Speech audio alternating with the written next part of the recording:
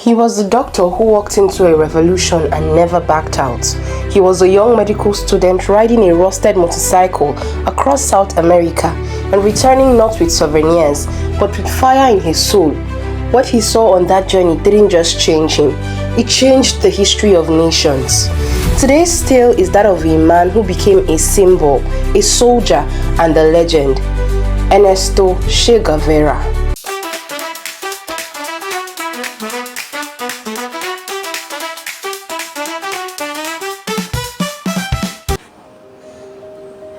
Before he was Che, he was Ernesto, an asthmatic boy from Argentina with a brilliant mind and a passion for adventure. But everything changed in 1952 when he and his friend Alberto hopped on La Poderosa, their motorcycle, for a wild trip around South America. What began as a joyride became an awakening. Ernesto witnessed the harshness of poverty, the suffering of miners, families living in hunger, and the cruelty of exploitation. With every mile, the doctor in training was transforming, not into a physician of the body, but a physician of society. And in his diary, he wrote a chilling line: "I will not be the same man after this journey." In Mexico City, destiny walked into the room. Fidel Castro. She listened as Fidel described a daring revolution to overthrow Cuba's dictatorship. Most people would have laughed and walked away. She didn't. He stood up, shook Fidel's hands, and with fire in his voice said, "I'm in." That moment sealed his fate. She trained in guerrilla warfare, became a master strategist, and soon sailed with 81 rebels on a tiny yacht called Guevara towards Cuba. A journey that almost killed them all before the revolution even began.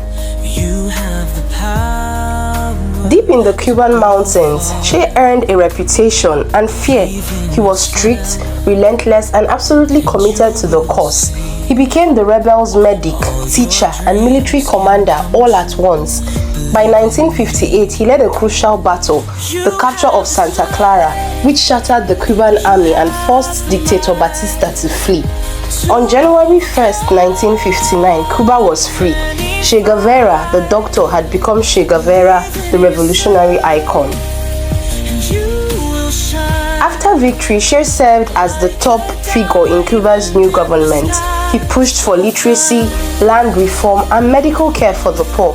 But he also became a controversial force, signing executions of war criminals, enforcing strict discipline, and driving Cuba close to the Soviet Union. To Che, revolution was not a moment, it was a lifetime mission, and staying in an office felt like a betrayal of everything he believed in. So in a dramatic move, he vanished from the public eye.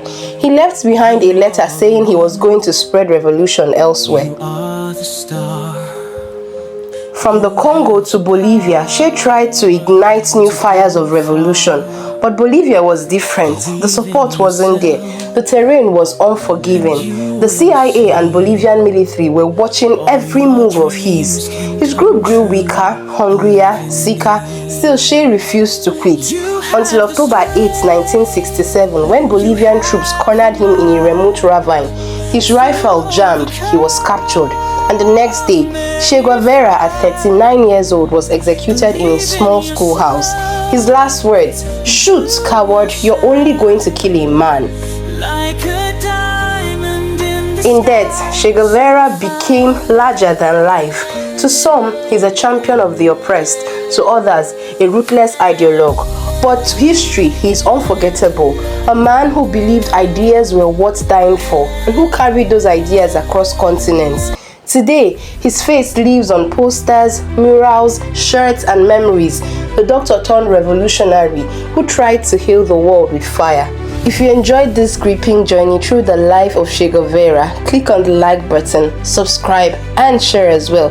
Don't forget to turn on the notification so you don't miss the next story of a world-changing figure. Thank you for sticking through till now.